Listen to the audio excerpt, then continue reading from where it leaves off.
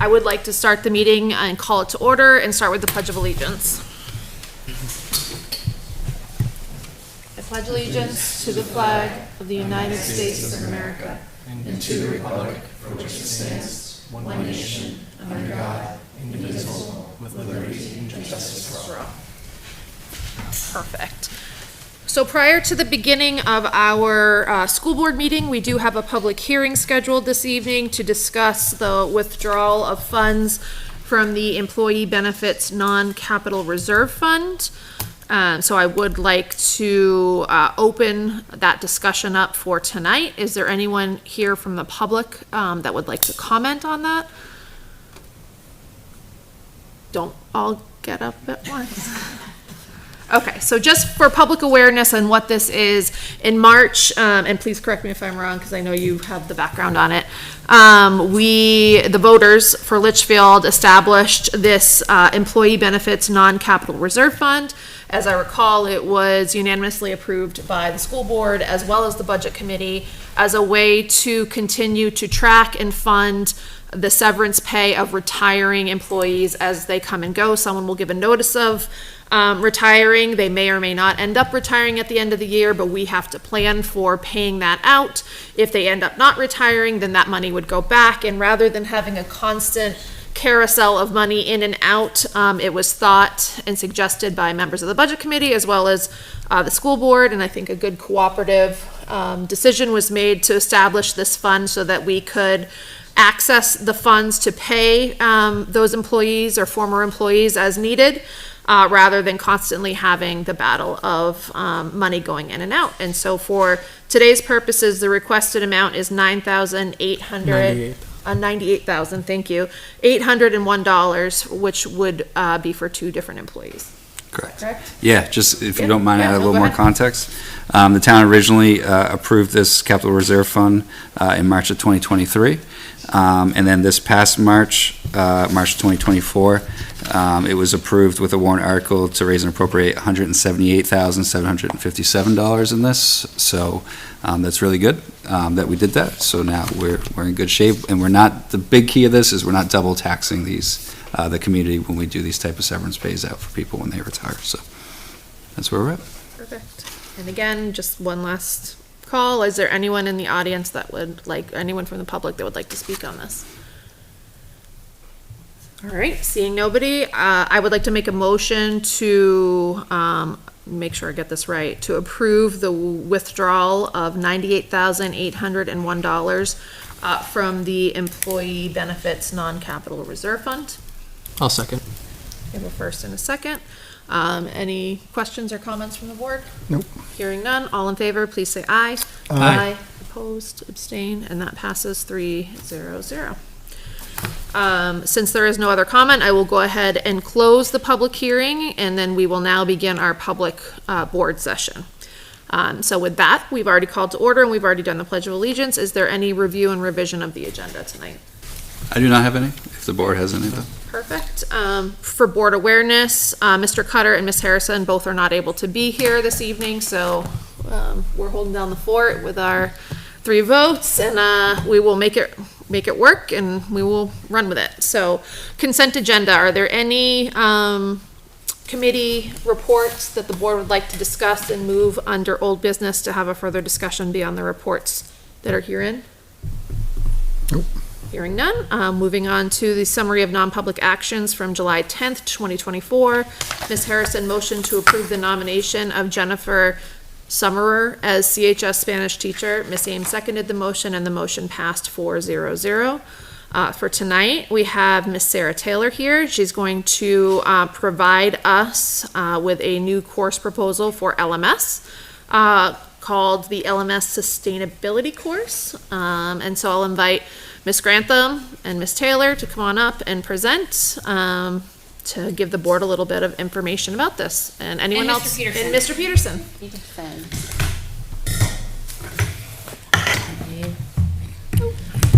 Okay. Welcome. Thank you. Hello. Hi.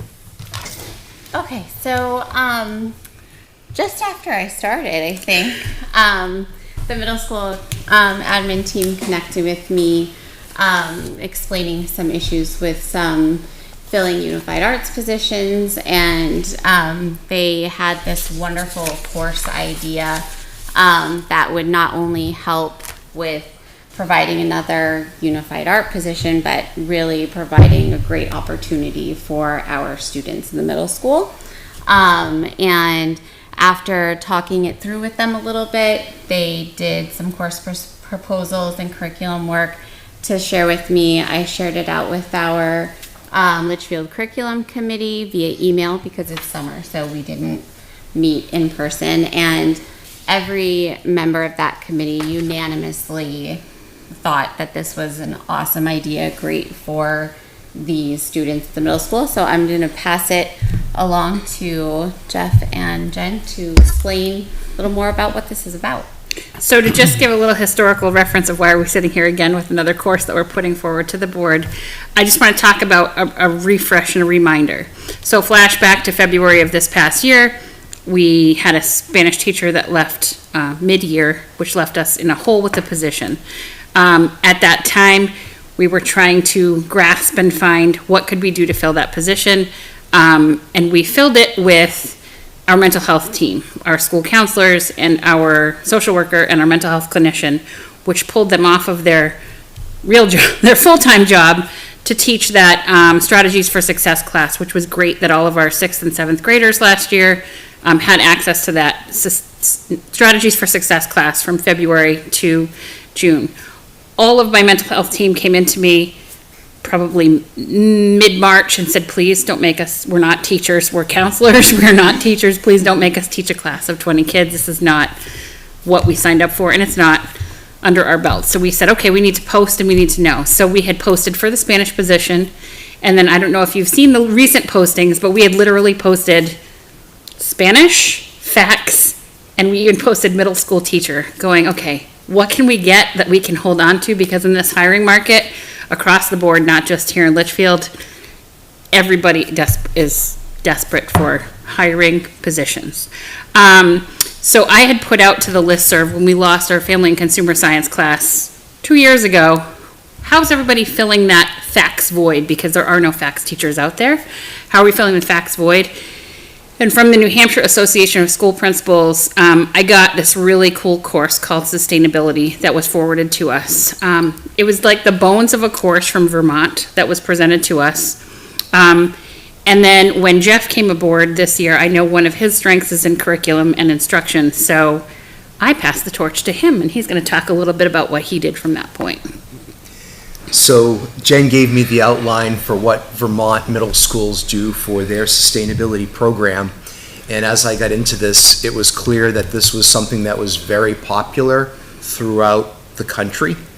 And many, many states have something like this at their middle school level that's tied in with recycling, composting, gardening.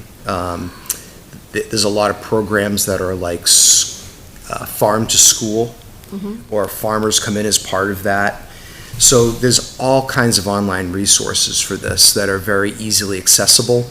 The Vermont one was my model, but even in the New Hampshire one, New Hampshire has a farm to school program, and their link, you click on that, it takes you to Georgia Department of Education.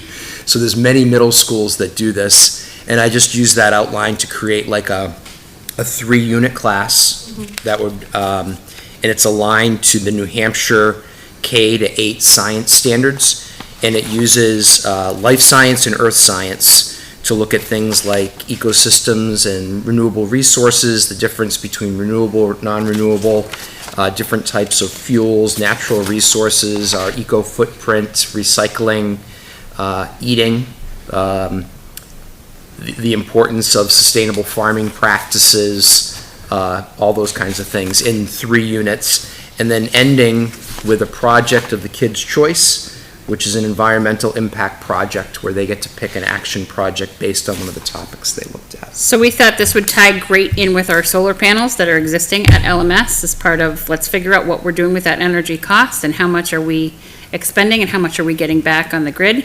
Additionally, we also have talked with Lauren Crowley about making some farm-to-table suggestions here. So we're looking at connecting with our tech ed class possibly and building some, Hydroponics. hydroponic gardens that will be planted at LMS to be able to reuse back in our kitchens. It's not gonna be a huge cost saver, I don't wanna joke, but I know it's just, it's something that we can start to build and see if that's sustainable for us to be able to support that. In addition, developing some composting of our garbage, because if you saw the middle school lunch trays, when they don't eat the fruits and vegetables, those all go right in the trash, and if we composted that, maybe we could not have a sand yard in the front yard at LMS and plant some actual grass that grows. So there's a lot of opportunity to kind of give back to the school and work back that way. So I think that's kind of our nutshell of where we are, why we're here. And then we were able to find a teacher who is highly qualified in teaching a course like sustainability, who has recently graduated with a degree in Environmental science from St. Anselm. So that teacher is ready and willing, and has gone through the whole process of hiring, and I believe she's on the docket for later this evening. So if the course is approved, we have a person in place who's ready to hit the ground running. So I'm speaking for me. I love this idea. I think it's fantastic. I would love to see if there's an ability to coordinate with some of our local farms, particularly McQueston's, Wilson's Farm. I know they're not so much, they grow in Litchfield, but they don't sell as much in Litchfield anymore. But there is some room for collaboration amongst those groups to pass on some of that amazing, they have 280 years of knowledge onto some of our students would be fantastic and great for town relations. For a town like Litchfield, we couldn't think of a better way to kind of wrap in the community and And the Normanton farm across the street from GMS, that's all organic over there, so he really knows a lot about. And that's in walking distance, so they can take field trips down there if they're willing and able, and lots of opportunity to learn. My question was, and you somewhat answered it in terms of the students' strategies for success class. How did that go last year, and is there an opportunity for that to become a unified art at some point in the future that does not involve our mental health team having to pull double duty? But I get, from a parent perspective, I do believe that was a fairly popular. Yep, and I think life that skill course? that is something that we're keeping in our tool belt. Right now, our students in grades 6 and 7, who would be the students, the seventh grade, the rising 7th graders would have had strategies for success this year. The rising 5th would not. So we might see that in a cycle that rotates through, if that's something that our teacher that we have in place, and it depends on the popularity of this class, we might look at, are there places that we can build those strategies for success into our best lessons and our best activities, which we're looking to refine again this year, to kind of build those kids' tool belts for the things that we know that they're lacking and that they need that experience in. So strategies for success isn't gone, it's still in our. Yeah, but not requiring people to. Not requiring our school counselors to wear 16 do hats that. at once to do that, so yes. Any other questions from the board? I'll just make the comment. I think this is great. I mean, I think practical experience is something that people are constantly commenting on that kids don't get in school. I know going through school, it's hard to apply a lot of the stuff that I learned. I probably don't remember half of it, more than half of it. I think this is really cool. I think bringing stuff like this to our schools is what's going to differentiate our schools and make them more attractive for our students. So great job. Never mind, we're gonna be talking later in the month about data, when we talk about our science standards and where we are not as strong as we could be. This is another place where we're building those science skills, but in a hands-on, fun method that the kids are not gonna realize, shh, don't tell anybody. Not gonna realize they're actually learning. Well, it's also a great opportunity for some vertical alignment. I mean, I know GMS has worked and wanted to have more sustainability programs in the past, and CHS, I imagine, and sort of working its way up. If you're able to do so, there's a chance for all 3 schools to collaborate a bit on it. So I think it's great. I'll make a motion to approve the sustainability course. Second? Any questions? Comments? All those in favor of approving the LMS sustainability course proposal, please say aye. Aye. Aye. Opposed? Abstain? This passes 300. Thank you. Thank you. Thanks, guys. Ms. Taylor, you don't get to run away. You're here to talk about science curriculum review as well for tonight. Yes, so I know this science curriculum was brought to the board the last board meeting of June, and the request was that, you know, because we're changing hats and everything, so there was the first read. So I have had an opportunity to take a look at it, and I think the work that was done is really, it's great work, and I'm just bringing it back for a second read and approval so we can get moving forward for the school year start. I still, can I ask a question? Yeah, of course. Yeah.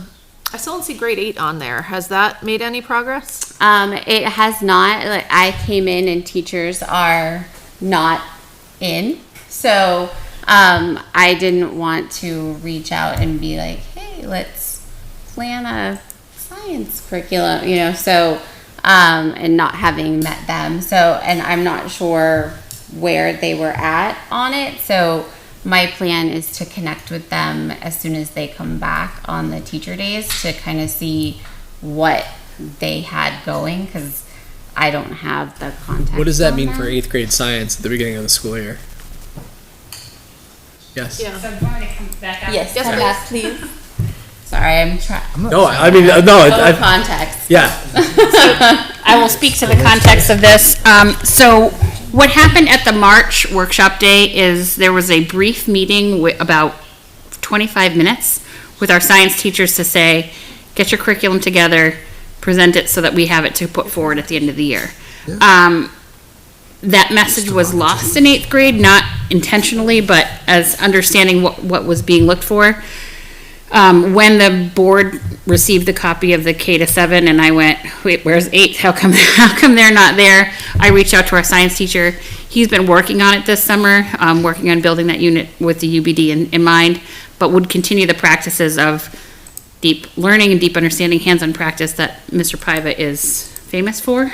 So he will continue to be able to teach based on what he has done thus far, but he is working on building those units so that they'll be ready to come to the board soon.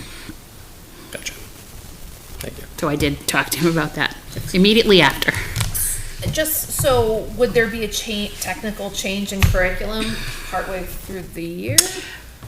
Not really, because the units align, the way that the assignment of units have laid out, it would continue with that early physics and chemistry that he has been doing. So the early physics and chemistry he would be continuing to do. It's the same. It's the same as what he does, it's just Okay. putting it into the format and getting it submitted for approval. I would think, and I'm sure he's on it as soon as possible for parent perspective as well, as they want to have an understanding. I mean, I'm not sure every parent necessarily looks at curriculum, but some do, and it's important for them to have an understanding of what it is and the students going in. I would imagine he'd want it too in terms of creating his syllabi for the year, maybe. Definitely. Okay, so the hope would be maybe before the school year or Early in the school early in year. the school year? Okay, I'm not gonna say before the school year because you don't want to commit. that's Got it. actually only a couple weeks away. It's starting before we know it. Crazy, right? But early in the school year, he definitely will have something. All right, so this is for K through 7 at this point. Yeah. Would, just to jump in, would it be masking? Just maybe at the first September board meeting, we provide an update on how that progress is going and then kind of set a Yep. kind of end date for when that would be completed, just for everyone's sake, so we don't lose sight of it. Yep, absolutely. And that'll give me a chance to connect with this 8th grade science teacher. I'm excited to meet the teachers, and so I'm excited to see what he has and have that conversation and see where things are at. Perfect. Any other questions or comments from the board? I guess we've seen this once. We approved it on a first read basis. Is the board comfortable with proceeding on a second read basis and approval tonight For just K through 7? for K through 7? Yeah. Yep. Okay, I'll make a motion to approve the science curriculum updates, I guess I'll call it, review for kindergarten through grade 7. Second? All right, we have a motion and a second. Any questions? Hearing none. All those in favor, please say aye. Aye. Opposed? I said aye. Okay. It's quiet, but I said, All right. We got it. afraid my phone was gonna ring real quick. 300. We got it. Okay, perfect. All right, thank Bless you you. very much. And now we slide into the fun annual handbook conversation. I'm not sure how you want to do this. Do Yeah, you do you want wanna to start by school? Do you want to? I think it's easiest to do it by school, but Okay. we'll go with elementary first, just because they're first on the list here, and then we'll kind of go from there. But if you want, We're gonna come up together because there are parts that are together. yeah, we can do it together too, if you prefer that. but She'll maybe go through just- her whole section, but there are parts that are the same that we all changed. What? The, chart, is all of us did that. Oh, I see what you're saying. Yeah. Welcome, team. Hello. I feel outnumbered up here. I know, right? Very outnumbered. I'm not, so you've seen my handbook, our handbook, you've seen the changes at the back. I'm not gonna read about every single change. A lot of the stuff is updated yearly because it's involves like teachers' names and emails and phone extensions and that kind of stuff. And it's reflected there, but that's something we do every year. One of the things that had changed, and that would be across the buildings, is because we're now, partway through last year, we started using Safe Arrival. So the way that parents let us know that their students are absent is from Safe Arrival. So that's updated into the handbook this year. Let's see, some of the stuff is links to policy. You folks had done a lot of work on policy, so we have to make sure that anything that's linked in our handbook is correct with what policies are in place. Updated some of our handbook. Elementary school talks about lunch and lunchroom and recess rules, so we update that based on what we do in our building as far as we call them our pause expectations. So that was set. Information that, again, kind of across all of the schools, for technology, for food service, that kind of stuff, updated for this year. For us at GMS, with our section about our counselor and social worker, we now have 2 counselors, so yes. So that's a little bit updated to reflect that we have 2, and kind of the work that the counselors do and the work that the social worker does.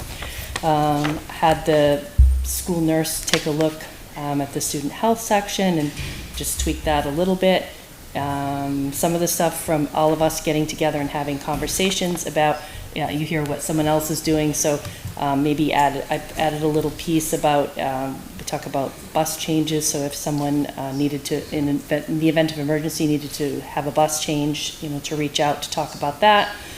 Same thing, supervision on the bus as well, and then within the behavior matrix that all of us have, there's a couple of changes about, was linking policy in there. One of them was linking policy, so. Any questions from the board? On GMS particularly? No. No. Thank you. LMS? So, our handbook is shorter than it's been in a lot of years. We convened a handbook committee with our staff and some students starting in February to take a look at what worked and what didn't work and what we were practicing and what was left over from previous years and previous people working there. So we did a lot of updating. You'll see lots of things were added and deleted. And this was all, again, based on feedback from a committee of staff and students. So we updated our mission statement. We also updated some other sections of the handbook with the faculty information. They felt that in the past, we had a principal's letter and a faculty letter, and they were kind of redundant. So they felt like deleting the faculty letter and just letting it stand with the principal's letter was good to do. Section 1-2, we're awaiting the district goals verbiage to add because it was part of our handbook, but knowing that that's something in draft form or hasn't been received yet, so that's left to be updated when it gets there. I don't know what original sections 1.4 and 1.6 were. Those were deleted. We did find last year that we had a new trend that was occurring at the middle school that we did need to address, that you see in section 1.4, which ties into our wellness policy, as well as just a staffing issue overall. We were finding that students were receiving DoorDash deliveries, and it becomes a significant challenge to find who Joe is. Is it Joe's dad's account? Is it Joe a student's account? Who's getting this McDonald's delivery at the front door, which also doesn't help with our cafeteria staff staying up and running. So we just have said no door dashing for students in the building. We only have 2 secretaries for them to figure out whose food this is, how to get it to them. It's not arriving during their quick 22-minute lunchtime. It was too much of a hassle. So we're just, please don't door dash for your student to school at all. Is that happening a lot? Not only DoorDash of, I can see it at the high school quite a bit. That's wild. not only DoorDash of food from students, but actually mom and dad getting a text message to say, I want a pink drink right now from wherever it is, and getting a large pink drink or a large iced coffee, iced tea, whatever the drink of choice is, then that just becomes a distraction, and then everybody's wanting to drink off of that, and it just became a problem, so we added it to the handbook as that is, please don't. We had the same issue, but we would just eat the food. So the kids learned not to do it. There you go. And it's also a security issue, because if it's a DoorDash and they're buzzing people in, or people are going to the wrong door and they see it's McDonald's, the kids are gonna be like, woohoo, I'm opening that for whoever this stranger is. So we just put that in there. We made some adjustments to sections by deleting sections. We also had some changes to defining the NYM and the F, because those were not previously defined in the grading and reporting section. Attendance reporting via school messenger, as Maura talked about. The code of ethics was unified to include the AI information. That was something that we worked with Karen Desjardins on and Chris Jamrog to make sure that AI was included, because that is a huge thing. We actually were using it ourselves today in a professional manner, but making sure kids learn how AI can be used for learning purposes and not cheating purposes.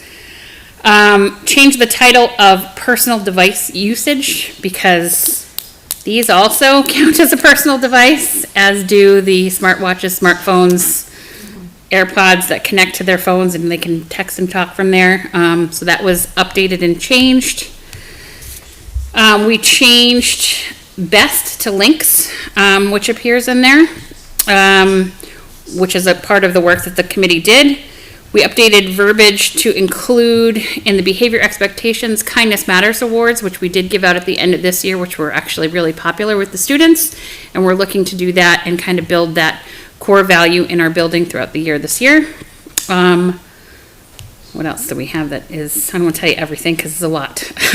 Is there anything else that anybody had a question on that was in the changes?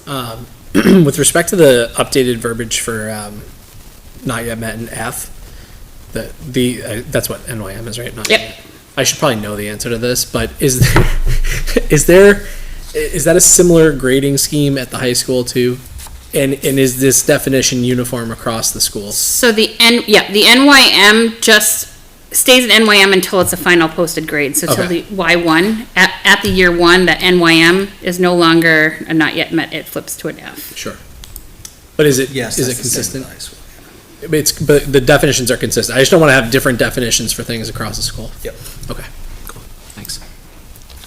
Not necessarily a question on a change, but a question on interpretation of a policy, particularly related to, I noticed the, a student arriving at school after 7:22. How does that work with parent drop-off when the lines around the building and the parents are arriving in the line, in the back of the line at 7:22, but their kid's not getting out until It's later? Sort of flexible. It's Okay. it's determined by the drop-off staff. If they'll radio into us and say, hey, we still have a line of 50 cars out here. Yeah. The bell just rang. We're not gonna mark all of those kids tardy. The goal is, there is a super limo that delivers door to door, giant yellow limo that'll get you there on time. Yellow limo, yeah.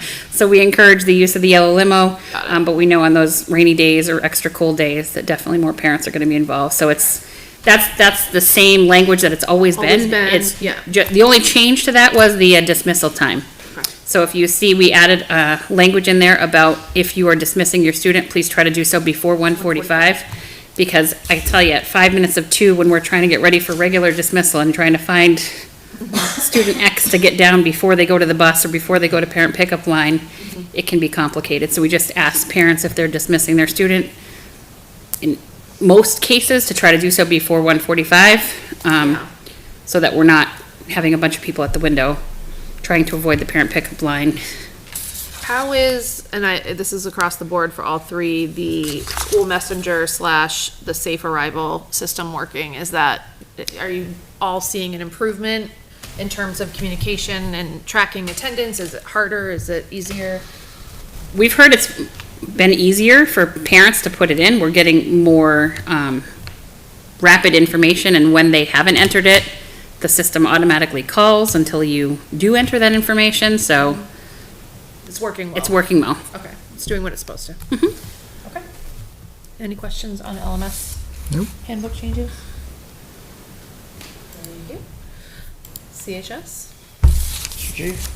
Yeah, so similar to GMS and LMS, we just updated it with all of the commensurate changing of the guard for staff and adjusting to, make sure that we're saying the right policies where we're supposed to and things like that. So it's not exceptionally interesting, all of the different changes that you have a copy of in front of you, but that's pretty much it. Things like the safe arrival, a couple of things that were given our new athletic director after looking through the handbook, having an administrative team meeting to say, hey, maybe we should adjust this. This should have been adjusted long ago, especially as it pertains to participation in co-curricular activities, tardiness and things like that. But yeah, for the most part, nothing really groundbreaking, nothing that's really outstanding, except. Yeah, I've got, from my perspective, a couple big ones. Page 54, the student co-curricular activities procedures. In our discipline from the school side chart, the high school has flexibility, and on the athletic co-curricular side, there is no flexibility whatsoever. It always said for no less than 10% or no less than 25% of those activities. We changed that to up to 10%. That allows us to take things at a case-by-case basis. We can still do that 10 and 25% depending on the situation. We just wanted that athletic co-curricular side to match what we do from the administrative side. You're talking about first offense? Yes, yep. And then the second offense, we change it to no less than, from no less than to up to 60 days. And the reason we did that is because different seasons are different lengths. So, 60 days for a spring season is the entire season, where 60 days for a winter basketball season is only like half the season. So we want to just make sure that that is consistent, that we can hold students accountable on that second offense regardless of what season they're participating in. So first offense still says not less than, just so you know. We changed not less than to up to, we didn't resolve the changes yet. Okay. Until we get the final approval. Okay. Yeah, I'm looking at the cheat sheet, it says up to. Yep, yeah. Oh, I don't have access to the cheat sheet, so. We can change it. The other thing that you'll notice is coming new to Campbell High School this year, 7.2, on page 47, is the Cougar Learning Lab. So this is a new learning resource room in the space where we're going to have it staffed by educators during the day to help students with academics, tutoring, executive functioning skills, or any supports that may be available through our counseling den as well. This is going to function as like a drop-in service. We're also going to have students scheduled in there instead of a regular study hall as well. So just another focus of the high school focusing on academic support for students in the building. That was a big thing for us as well. And I think those are really the big hitters for me for strong changes that we were doing to the handbook this year.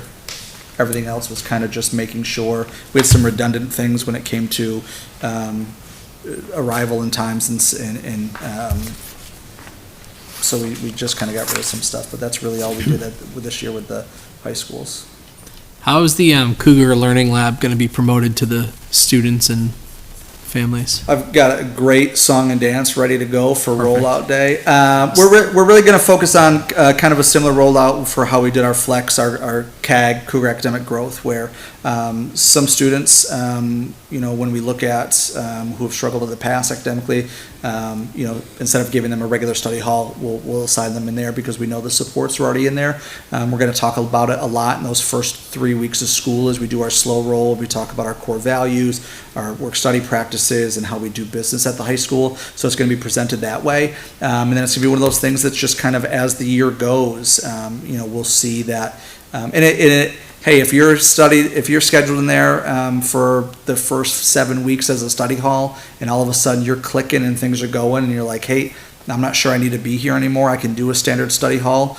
This isn't a you're in here for forever type thing. So we're really just looking for that extra spot where we have dedicated educators to work with kids. A study hall, who knows if you're going to be able to get your math help, from the social studies teacher in there. Now we know teachers going to be rotating in there throughout the day. They have the supports in there. So just another layer of academic support we can offer.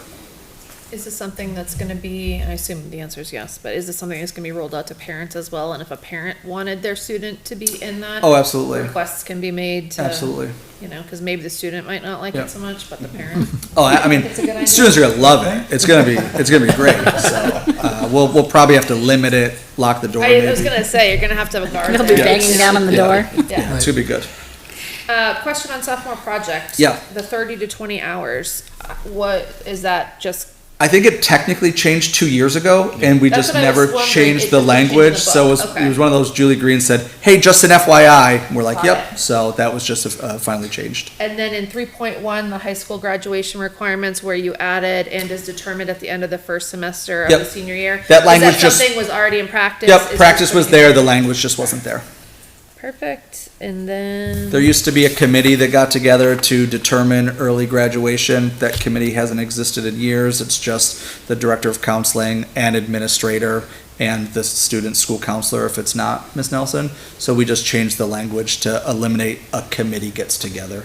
And then 8.2, so page 53, 8.2, students tardy that's highlighted in yellow, students tardy after 30 minutes shall not be permitted to participate in that day's co-curricular activity. Yep, we changed all that language to just say any unexcused tardy makes them not. So it used to be a 30 minutes and then students knew they could be 30 minutes late and still participate. So On now that you one. can still be late, it just has to be an excused tardy, that's all. So we just cleaned up that language.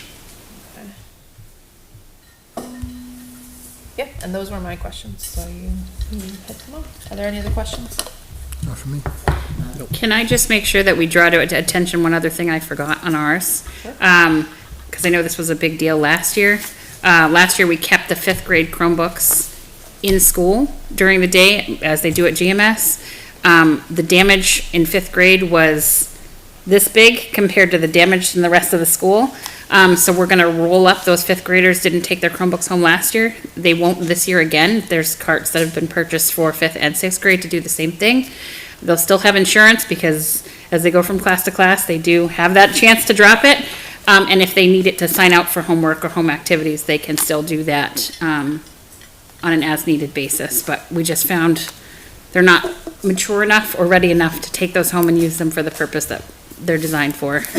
So they will not take them home again. Awesome. I know the viewership of these is super vast, so I do want to remind people, I sent out an email and put it on Facebook. They're resealing the front parking lot at Campbell High School tomorrow, so all entrance and parking will have to happen in the back. Anyone coming to get a parking pass, please do that through the back entrance by the gym. So all 13 of you watching, you are now aware. Is it 13? Nice. I'm hoping we're at 13. 13 high school I'm students. hoping we're Yeah, at 13, perfect. so. Excellent. Any other questions from the board? Any other comments, questions from you guys? Normally I'd love to have more board membership here to vote on handbook changes, but I feel like these are pretty straightforward, and I also feel like you guys need to be able to publish these, put them out, and, circulate them far and wide. So I'm gonna make a motion to approve, the changes to all three handbooks, the GMS handbook, the LMS handbook, and the CHS handbook. I'll second. First and a second, any questions, comments? None. All in favor, please say aye. Aye. Aye. Opposed? Abstain? Didn't hear you, but I'm gonna I assume said it aye. was an I heard him that time. I heard it. I got my ears I'm open. a little, Soft 300, perfect. Your plans. Thank you so much. Thanks. Thanks for all coming Thank in you, on everyone. this Good job. summer evening.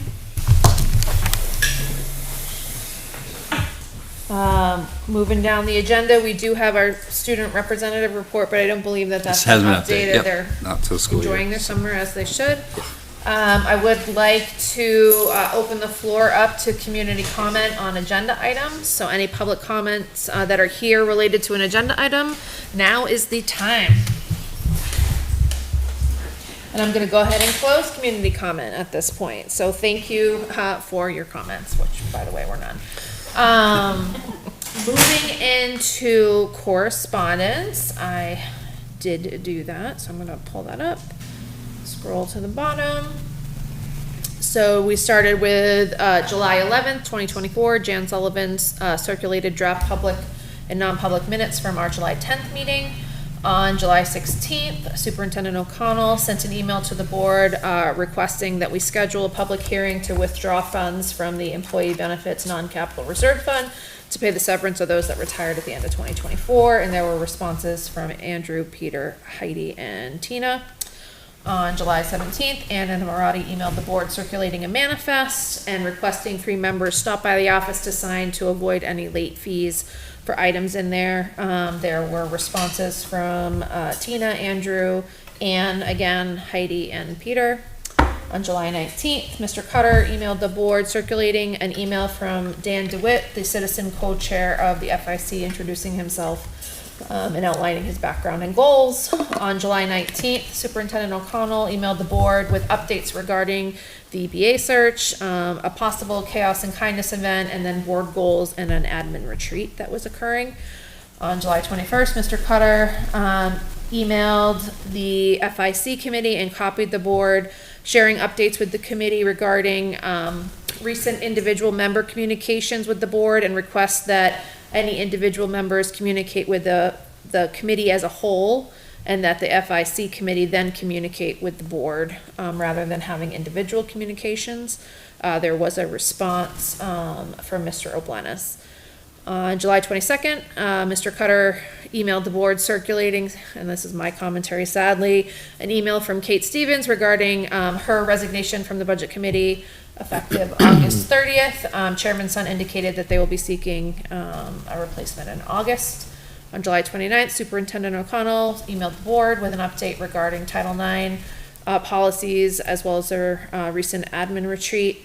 August 2nd, Ann and Marati emailed the board circulating a manifest. On August 2nd, Renee Burgess emailed the board circulating the August 7th agenda. On August 6th, Renee emailed the board circulating updated handbook drafts.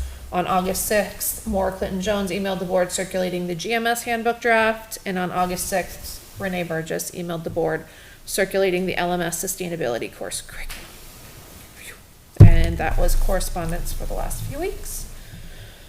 Back to the agenda, we move into general business, and we have the superintendent's report. Yeah, thank you, guys. So first order of business, just like last time, we got new people to introduce, so I'm happy to introduce our new business administrator, Julie Darling, who's right to my right. I'll let her speak up on her own behalf right now, so. Very happy to be here. I am still getting up to speed, of course, with some things, but certainly have, I submitted a report, so you could see that. If you have any questions for me. Welcome. It's a learning curve, right? Yes, it sure is. Well, Yeah, happy to have you. we were fortunate, we both went last week to the BA orientation workshop that the BA Association does. They do a 2-day kind of institute for anyone who's beginning in the position. So with Julie knew the position and me just with a curiosity about it all, in my 3 weeks of being the BA for the district as well, like I feel like I'm an expert on all these matters now. So it was a wonderful workshop. Julie spent another day today over at Primex in Concord, learning some more from that organization. So I'm very excited for the work Julie's going to do. Full transparent, we work together in Bow, so we've worked a long time together, and she's going to do an awesome job, and I'm really excited that we get to continue to work together, so. We're very happy to have you. Very Yes. excited to have you. Thank you. Next is just the monthly enrollment. So we will update this for 24-25 after today's meeting, so you start seeing the new school year numbers. But the important thing is at the bottom, when we talk about kindergarten registrations and first grade registrations, just continue to provide those numbers for you. So we did get an additional kindergarten registration, so we're up to 75 in that matter, which is nice because we were anticipating a couple more as the school year approaches, hence why we moved forward last meeting with the additional kindergarten teacher. We did have one first grader withdraw to homeschool, but still a very solid number of 84 students there in first grade. So there's that update of that. Starting, probably next meeting, we'll give we're going into the first day of school update for numbers, and then we'll change the form up and make sure we start going 24-25. Opening day schedule, just so, to let everyone know, get my calendar, so make sure I say the right dates. August 19th and 20th will be our new teacher orientation days. The first day for that is a district relevant day. Dr. Taylor is organizing that for our new teachers. We have a number of different, SAU-related people do presentations and work with our teachers. This is an open invitation for any of these days for any board members to come, but that's the day that we'll start with our teachers. We're doing light breakfast and some lunch for them. Burrito, make your own burrito bowl, so if you want to swing by and you're around, come on over and join. And the 20th is the second day of new teacher orientation where they're at their boards. The 21st is the setup day, is what I guess it's been traditionally called, where teachers come in and or all staff come in and they work within their classroom and their functions and kind of get ready for the school year. And we give them that entire day to get everything together, which is really nice. I haven't seen that in the other districts I worked in. And when it was being explained to me prior practice, I was like, that's awesome. That's what people want, is that opportunity to get ready. And it's wonderful that we dedicate a day for that. The 22nd is the district opening day. We'll start that with a welcome address. Again, the board is welcome to attend. We'll start at 8 o'clock in the auditorium in Campbell High School. I guess I'll probably open things up. Probably makes sense this year for me to be the welcome speaker this year. So, but if you want to join or if anyone wants to speak, I know in past years the chair has spoke, so open invitation for whoever wants to be a part of that. No pressure to do that, and obviously I'll speak to Chair, to Andrew about that, see his interest. But and then any day we'll have a number of events throughout the day. And then the last day of that week, 23rd, is back to the buildings where they'll take care of all their building days. And then we'll be excited to welcome the kids on the 26th for the start of school. So I'm getting antsy for kids. I need kids in the building. I don't have anywhere to wander off to yet, so like when I go out into the empty halls for like a walk, I'll put mine off for you this summer if you want. I'm really looking forward to having just students in schools to see and everything along those lines. So that's our opening day schedule, and I want to extend some of those invites for the board. Perfect. If anyone had any questions about any of that. We'll be sending out both the SAU and the buildings communication to both our staffs and our families over the course of about the next week and a half. We're staggering that, so we're not all dumping those communications on everyone on the same exact day. So people should be on the lookout for some of those welcome back communications over the course of the next week and a half. And the last thing is part of my report, I wanted to update you on our admin retreat. We did our admin retreat one day last week, one day this week. Future years, hopefully we'll do this all in consecutive days in July, but with the transition of all the new people coming in, we had to pick our spots, and luckily we were able to carve out some time over the past couple of weeks to meet. Really healthy. We had a great first day of just getting to know each other, which is very important with our new team, and just introducing ourselves, sharing our own philosophies, sharing our backgrounds. I think it was even helpful for people who have been here for a number of years to hear, even people they've worked with for years, where they come from and everything. And I think it's important as we build that team, that community, to know what we all believe in and stand for. Today was more of a business-oriented day where we worked on a number of things. As you saw with the handbook presentation, consistency across K through 12 is one of our overarching goals and everything.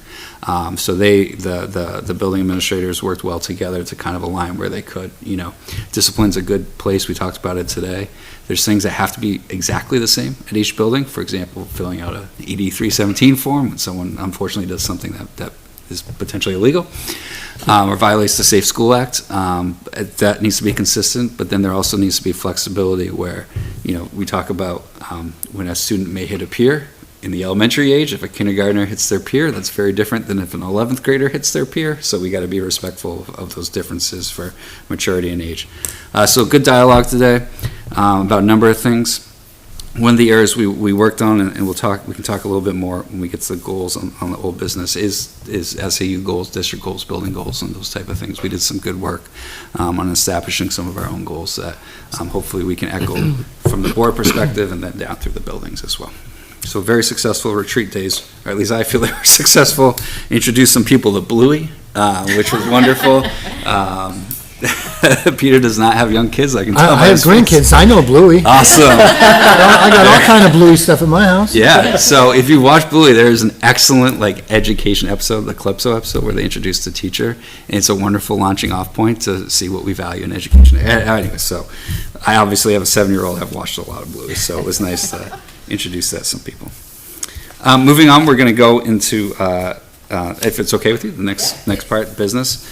So Julie's here. We're going to kind of tag team this, and then after today, it will just be her section. But as we were both kind of helping out with the business stuff over the past few weeks, we'll kind of work together here to kind of roll it out. So we'll start with Julie and her report. Okay. There wasn't much to report on, but I did talk about the LMS repeater. We did have some funding from a SAFE grant from 22-23 that expires in January of this year. So definitely want to make sure that the plans are in place for that to be installed in a timely manner so that we can make sure that we're using that money. So I did reach out to John Brunel earlier in the week, and he did say that he's just waiting to hear back the outcome of the RF survey. And so once he has that back, he hopes to be in touch by the end of the week, so we have a better idea of a timeline, hopefully, and I'll continue to keep you updated on that. The audit for this past year, we did have our auditors come in July 17th through the 19th, so that part of it has been completed. We still have some communication back and forth. They're still looking for a couple more pieces of documentation, of course, but that should be wrapped up soon, which is great. And transfers, there was just one since the last board meeting, and I did attach that there. Perfect. Thank you. Thanks, Julie. So I'm going to jump in on the snow bid here. So I was actually at the June 26th meeting, I think it was, when you actually discussed this, and it was presented as a one-year contract, but it was actually put out to bid as a 3-year contract, and what we received back for a bid was a 3-year contract. So I just wanted to clarify for the board if you were comfortable with us moving forward with the actual 3-year contract that we have. It's a fair contract for what we have. It's the bid we have for it. It's with Eddie Dalton here in town, who has done the snow plowing for years and years. And I just wanted to bring that back and clarify that it was a 3-year, that's what went out to bid and that's what we got back. So if we feel comfortable with moving forward with the 3 years, how does the board want to kind of proceed with that? I'm assuming it was a level pricing if we. He does go up in year 2 and then it does. stays level in year 3. Okay. So it's just like a clerical error on the agenda from the 26th. I guess, yeah, not prepping that agenda myself, I'm not sure. I'm not sure exactly what happened. I was just an audience member watching, and then when going through the paperwork, saw it was a 3-year. I'm just thinking if we thought that it was a 1 year, we wouldn't have seen the increases. Right. So I don't know what the increases are. Right. I don't have it in front of me. So my thought would be, is if it's okay, that we bump this to the next agenda, so we put it back and rediscuss it, and if you can link what the full 100%. 3-year proposal is, we Yeah. can take a look at that, and then at the next meeting, we'll have hopefully a full board here, and we'll be able to vote on that. Sounds great. Yeah, I just wanted to make sure that we were clean with that process and For sure. and with everybody involved, including Eddie, who, Yeah. submitted a 3-year proposal, and I think wanted an Yeah, it answer sounds on the like there 3 was years. some So. miscommunication Yeah, somewhere. I think it was all innocent enough, but, make sure, we Yeah, I mean, if you just clarify. want to follow up with him and just let him know that we just want to wait for a full board. Yeah. But Definitely. we're Definitely. not trying to drag it out. Dave says he does an awesome job. I met Eddie, came by the office. He seems like a great guy. I see his plow, or the big loader out there and stuff. And, so hopefully this will all work out well. Sounds good. First student negotiations. So this was fun. I got an email/letter. First I got to reach out to me. They wanted a Zoom meeting. I said, sure, update. Checking in, hey, how everything's doing? Your new superintendent, want to introduce herself? Great, everything went good. And they said, by the way, we're negotiating with the Teamsters, who represents the bus drivers for her students. Right now we're at an impasse and the contract's not settled, but it will all work out before the start of school. Okay, sounds good. Keep me updated on how that goes. That was probably about 2.5 weeks ago. I got an email from the Teamsters side of things saying they're working on a contract. Striking is possible, like just to like alert everyone that there's a possibility that their bus drivers throughout New England who are part of First Student could go on strike for the first day as school approaches if they don't feel like they're getting a fair shake from First Student. So I thought it'd be wise to update everyone on kind of that progress. First ensures me that this is a common negotiating practice when they've gone through this with that bargaining unit that they work with, and that usually this is a similar process they go through and it all works out when time comes. But us as first year people in these roles, that's not exactly what we want as we approach the first day of school. So we just want to continue to provide that update. First seems really confident that bus transportation will happen as planned for the first day of school, so I guess we will remain optimistic at this time, but I need to put that out there for kind of people to know and be ready for in case the worst happens. So. Is there a drop dead date that they're gonna? So apparently they're not under contract right now, but they're continuing to provide the services. So obviously we've had summer school and we had transportation connected to all that, and multiple other districts all over New England are in the same boat, and everyone got their transportation as scheduled and it continued as everyone planned. I think because that summer is a lot less transportation. It's not as apparent if you were to make such a big statement as to go on strike there, where the first day of school, you'll get a lot of attention if that's the direction you decide to head. So we'll see. Now, on one hand, I don't know what the date would be. Everyone starts school a little bit differently. Maybe we'll sneak in a few school days before Labor Day because most people start after Labor Day in New England, and or things will get settled. So we'll see where things are at. So. I know I've reviewed our contract. I don't recall right now, but can you just check to see if there's any language in there related to strikes? It might be under force majeure or something like that. Yeah. Just so we know if we have any protections under the contract. I don't know what the alternative would be, because if I would venture to guess that all of the bus companies are unionized, so. Yeah. Oh, yeah. I don't know that we're. And it certainly would not just affect us. I mean, there are tons of school districts in the state of New Hampshire who use First. Many of the ones around here use First. So I'm hoping it doesn't come to that, and this is just something where they negotiate. In all my years of education, which is approaching 20 at this point, when I've worked in districts that go through First or another vendor, it's never come to this. So I think people understand the importance of that transportation piece. I also understand, there's people have in where they're at, they're bargaining and negotiating, and they want to get a fair deal, what they feel is right, and they should use what they have at their disposal to help with that. So we'll continue to monitor it, provide updates, especially as we kind of approach school in a couple of weeks. So. Yeah. Sounds good. And the last bit is part of business that we just wanted to do, if there was any follow-up in terms of the public meeting. That went smoothly, I would say. So we're going to follow up simply with that withdrawal. We have a letter we have to send for the treasurer of the fund there and get that taken care of. So we will do that in the. I just want to go backwards for 1 second on the First Student thing, because do we have one more meeting before the first? Okay. Yeah. Yep. Just so that we have some Yeah, we opportunity have if we have to come up with a We have 2 contingency meetings plan. this month, Yeah. so. Yeah. Yeah, but I just want to make sure it fell. August 21st. Yeah, it does. Yeah. Yeah. Okay. Yeah. Before school. All right. Thank you. It We'll have hasn't an gone out in so obviously as superintendents, as school administrators, we're in circles. I'm going to talk about this when we get to the Title IX stuff, where we talk about conversations.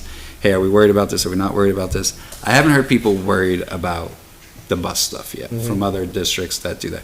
Not that they're not worried, but it's not like a fever pitch, like, oh my goodness, what are we going to do? It's right? on the radar, So it's but- on the radar, and just people, and it's important to keep it on people's radar in case the worst does happen, and we don't have that at our disposal. So. Yeah, I mean, I think the only thing that we would, I don't know that there's any alternative option, but I think that the worst case scenario of what we would need to do is try to give as much advance notice, even if it's an advance notice of there's a potential for it at some point Yeah. to families, because there will have to be some sort of accommodations made within families, probably big accommodations made Yeah. to get their kids to school, so.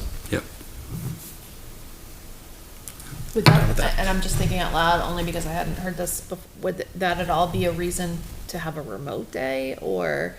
I'm sure there's a lot of students that could get dropped off, but I'm sure there are some that rely solely on bus transportation, and if Yes. not, if they can't be present, how does that work? And I'm throwing it out more as a food for thought, necessarily not looking for a straight answer, but. I think you'd have to explore a variety of options and what's at your disposal, age of the student, what's appropriate, start of the school year.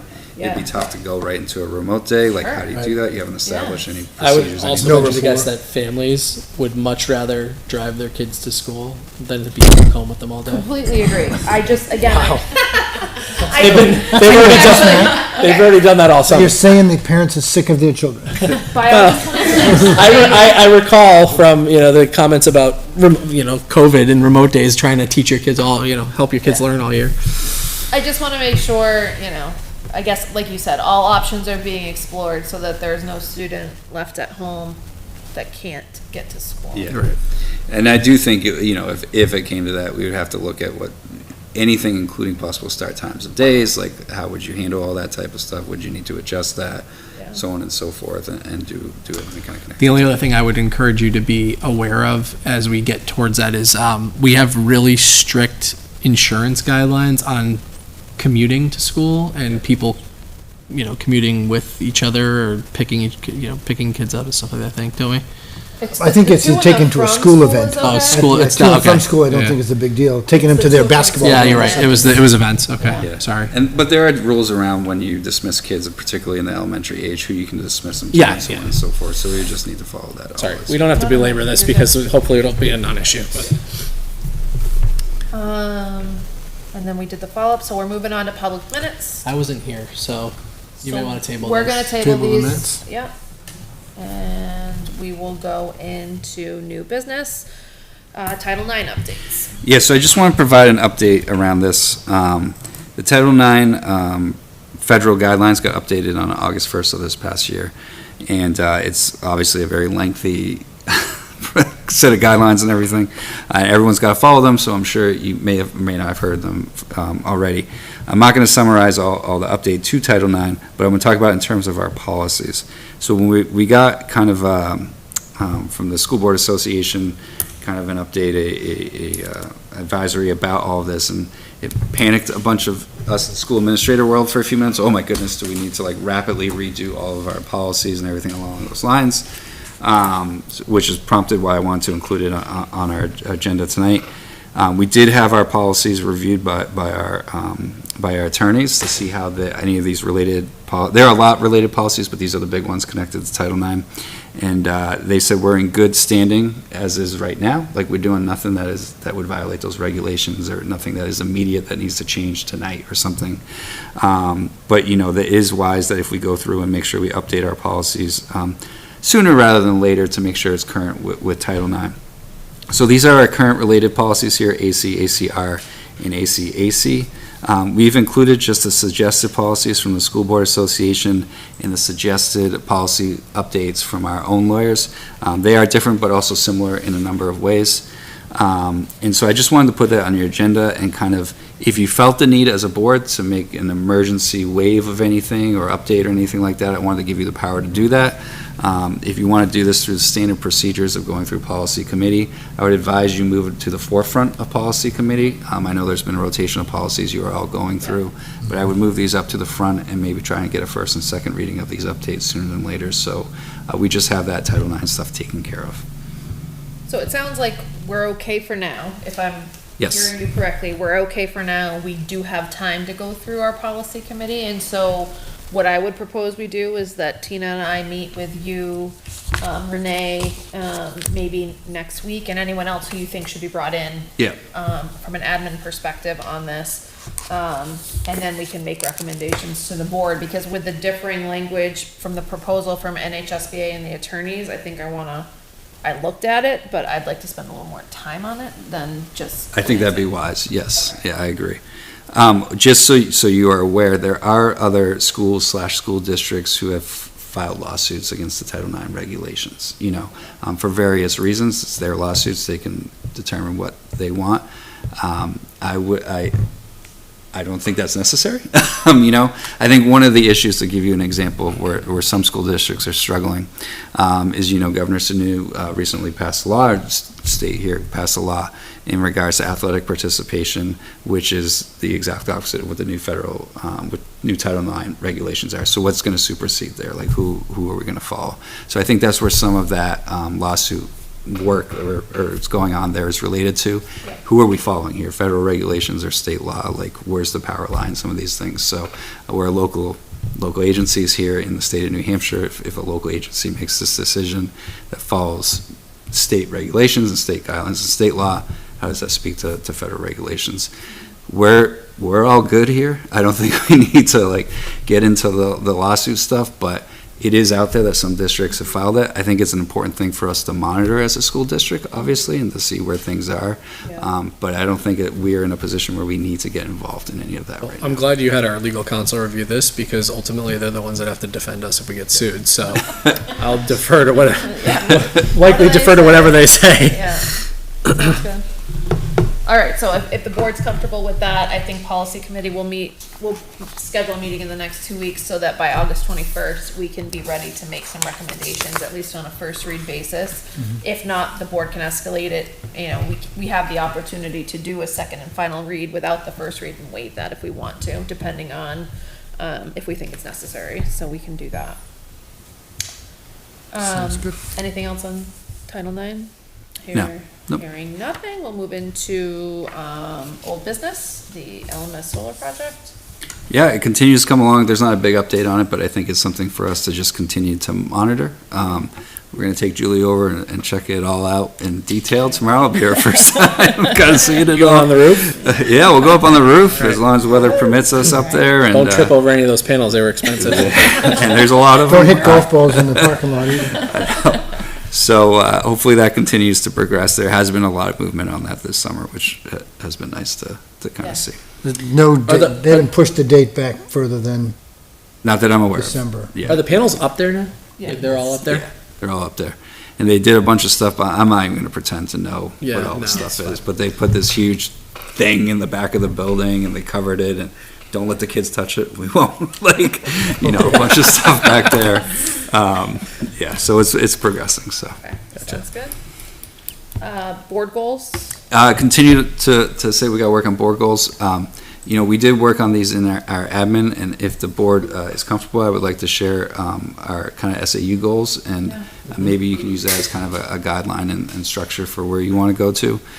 What we kind of started our discussion with today was the previous board goals, that 21 to 24 windows. There's some really good stuff there, I think one of the things that jumped out to me was these are good goals, but how do we know if we're meeting them? And I think that's what we need to work on in this kind of goal plan for the next 3 years. What is our evidence? What is our accountability to show that we are meeting, taking strides toward those goals? So I think that should be part of that goal proposal that we put place and plan that we put into place. But there was some really, really good stuff done in those goals that we should continue that work and continue to progress forward with it and keep that same mindset in place. So if it's okay with the board, I'd like to share the work that we did, get your feedback on it, and then us continue to move forward on that development. So, Absolutely. great.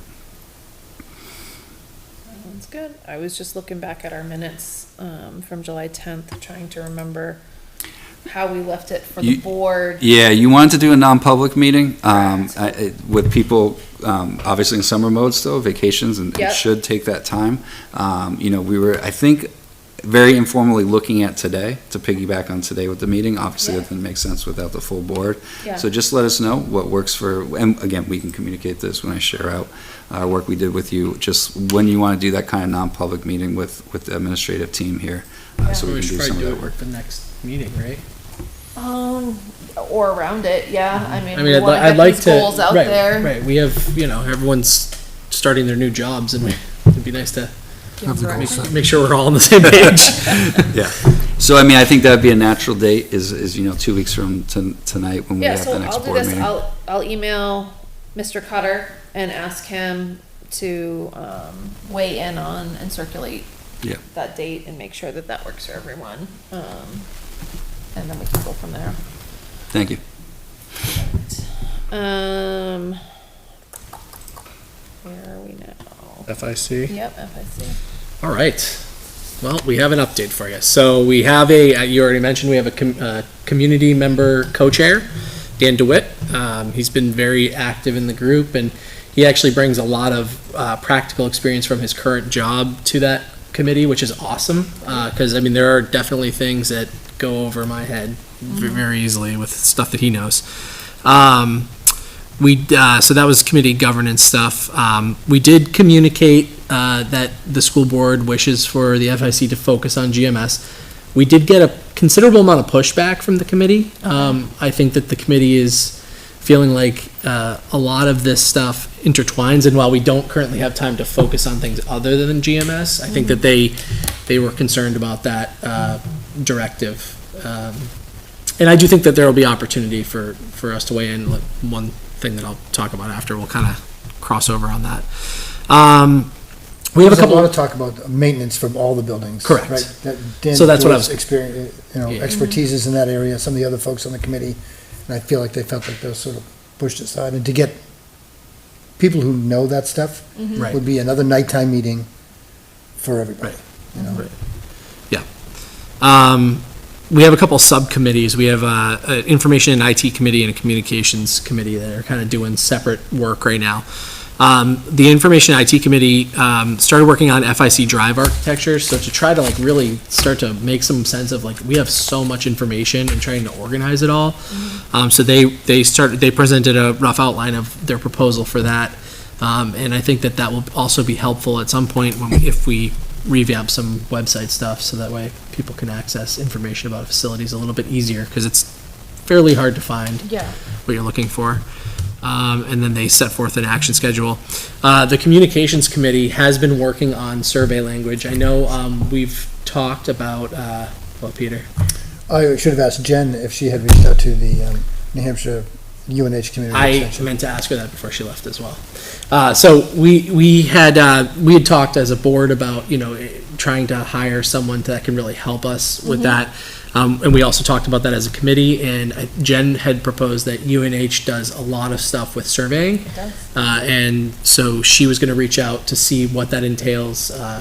But we do still have the communications committee working, they worked on a survey questions, because we feel like at a minimum, it'll be good information for us to provide to whoever we retain for that, to try to not lose steam on sort of what we're looking for. Maybe they can help guide us in expanding that.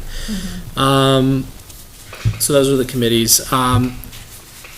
Mr. Oblanis did have his lengthy memo that he had provided last time, making a recommendation to the committee. The recommendation was largely not even renovate GMS, just start doing repairs on GMS. And the committee's overall feedback was, we have not really fully identified all of the elements of GMS, and so it would be irresponsible at this point to start earmarking large sums of money to make certain repairs until we're done with that process. One thing that Dan DeWitt emailed me, and he wanted clarification on. So as Peter mentioned, like Dan has graciously offered his time to take a look at School Dude, which we use School Dude for a lot of different functions. I know like anytime we have an issue in a classroom, that's how they report stuff. Yep. School Dude also has a pretty, it's an overly robust maintenance sort of management system to sort of track how we're maintaining things. I guess typically when you set that up, you kind of pare it down to the things that you need. And ours was like 900 It's got items or everything something. there. It was like no way that anyone could ever fathom these things. It'd be like if you're running a BAE facility. Yeah. So what we talked about is, maybe there's an opportunity to do something better with School Dude, or maybe there's other types of facility asset management programs that would be worth us exploring, understanding that there is like sort of broader ramifications because of how we use School Dude. But Dan was asking if, he had said that he would look into those things. And then he kind of followed up and said, do I have permission to reach out to these companies, not to, incur any cost, but just to get more information on behalf of the district? I don't know. I think that that's something that we would want the board's direction Yeah, on, and I, again, would want the rest of the board. the rest of the board, but also I think we need Dave Ross, our facilities person, Yeah. to weigh in as I know well. that, yes, so we should follow up with Dave Ross. I know that Dan has been communicating with Dave Ross Yeah. around the school dude stuff, so I'll follow up with Dan on that too, just to see what we can, Maybe it's a tag team effort, whatever it is, but I would want the school to be a part of exploring those options rather than but having only a citizen, do that, just because I think something could get lost in translation about what the needs of school buildings are different Sure. than. absolutely. I think that's great. Great point. And I think that was everything. Anything from you, Peter? That was about it. Sounds good. You guys are busy. We are very busy. Oh, and we're also moving our facilities meetings. So we're no longer going to be on the alternating Wednesdays. It's going to be kind of alternating probably between Tuesdays and Thursdays, but not consistently. The feedback of the committee was that this room is really, really hard to interact in and to get participation in. So we really would like to be at the fire station, and John Brunel was willing to accommodate us, but he said you have to be flexible in your time. So our next facilities meeting is on the, I think it's the 12th or 13th. It's The 13th, at 5:30 at the fire station. And then the next meeting will be scheduled after that. I think we're aiming for like the 20th. We're just not gonna, we're nomads. Yes. But you're public, so these meetings are being recorded and Yeah. people have the Yeah, ability. it's a to lot watch for people to them. try to watch them Yeah, and see who's so- talking. And Yeah. Yeah, and I think in the fire station, hopefully with a bigger room, workspace, Yeah. set up a little differently. I think we're going to try to sit. Yeah, and the whole room's wired, you can hear Yeah, everybody, so. Yeah. I always like doing meetings there, Mm, not gonna lie. Anything else on facilities? Are we that's good? it. All right, and then the last item is the Litchfield support staff request to bargain. I can jump in on this, and Brian and Matt can as well. We did have our first meeting, between the negotiating team for the district and the, LSSA negotiating team yesterday afternoon. We set up 5 or 6 future negotiating sessions, 5 sessions. I think we're gonna make some great progress. It looks like, great team to work with. So we're gonna get to work on that, and, obviously we can discuss more in a non-public level, some, details, but for now, we're working on it, and we have a plan to go forward, and, hopefully it'll happen quickly.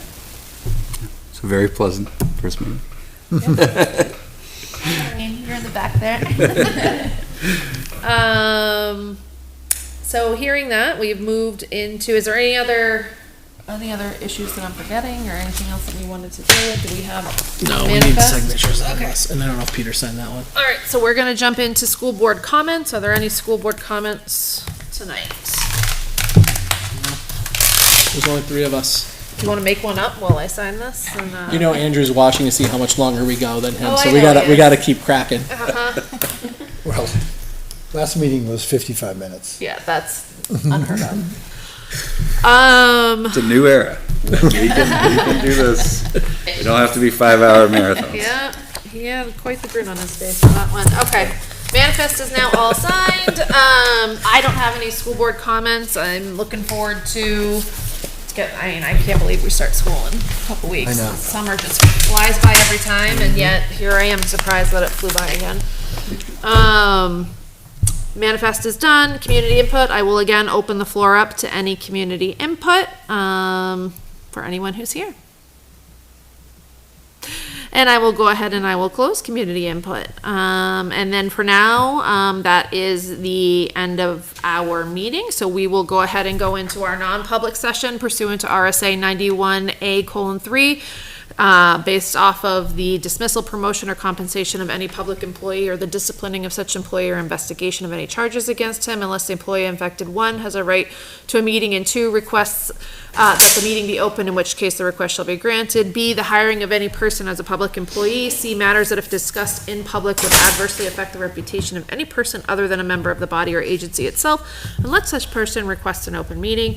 And then D, you can see the citation there. I believe for tonight, we are going into non-public based off of B and C. For public awareness, I will entertain a motion to go So into moved. non-public in a second. All in favor? Aye.